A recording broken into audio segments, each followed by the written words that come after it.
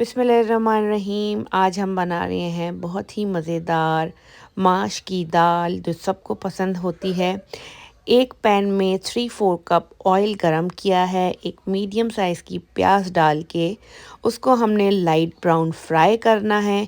उसमें 8 से 10 साबुत काली मिर्च, 3 से 4 लौंगे, एक बड़ी इलायची, आधा इंच का दालचीनी का टुकड़ा और 1 टीस्पून साबुत ज़ीरा डाल के भूना है 1 से 1.5 मिनट। एक दरमियानी साइज़ का टमाटर डाल के 1 से 2 मिनट इसको भूना है और 1 टेबलस्पून अदरक और 1 टेबलस्पून लहसुन डाल के इस मसाले को हमने 1 से 2 मिनट पकाना है मीडियम फ्लेम पर, ताकि टमाटर नरम हो जाएं।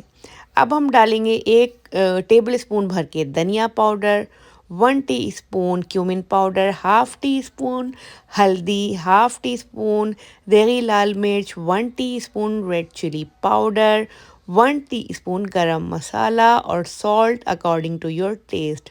मसाले को 3 से 4 मिनट भूनने के बाद हाफ़ कप दही डाला है और दही के साथ अगेन 1 से 2 मिनट मसाले को भूना है।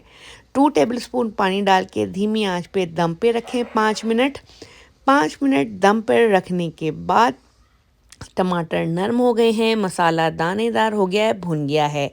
2 कप भीगी हुई माश की दाल, 2 घंटे मैंने इसे भिगोया था, पानी मैंने उसका फेंक दिया है और अब भीगी हुई माश की दाल मैंने इसमें डाली है।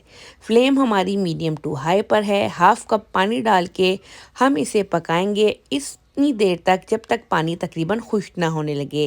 एक बात का ख्याल रखें, तकरीबन 2 से 3 घंटे दाल को आपने भिगाना है, तभी आपकी दाल परफेक्ट बनेगी। अब हम इसको पकाएंगे हाई फ्लेम पर उतनी देर तक जब तक इसका पानी खुश्क ना हो जाए। दाल का पानी तकरीबन खुश्क हो गया है। अब हम इसको बहुत ही लो फ्लेम पर 15 से 20 मिनट कवर करके दम देंगे और दाल उतनी देर में गल जाएगी। बिल्कुल खड़ी खड़ी खिली खिली मज़ेदार माश की दाल रेडी है। हरा धनिया, पुदीना, हरी मिर्चें और अदरक के साथ गार्निश करके मज़ेदार ढाबा स्टाइल दाल हम पराठे के साथ, नान के साथ या रोटियों के साथ एंजॉय करेंगे।